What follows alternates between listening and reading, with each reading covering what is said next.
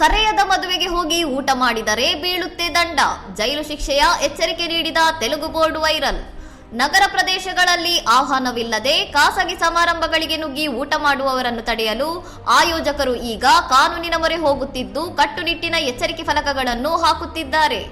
Viral ಆಗಿರುವ ಬೋರ್ಡ್ನಲ್ಲಿ ಸಮಾರಂಭಕ್ಕೆ ಸಂಬಂಧಪಡದವರು ಒಳಗೆ ಬಂದರೆ ಅವರ ವಿರುದ್ಧ ಕ್ರಿಮಿನಲ್ ಅತಿಕ್ರಮಣ ಕಾಯ್ದೆಯಡಿ ಕ್ರಮ ಕೈಗೊಳ್ಳಲಾಗುವುದು ಎಂದು ಸ್ಪಷ್ಟವಾಗಿ ಬರೆಯಲಾಗಿದೆ.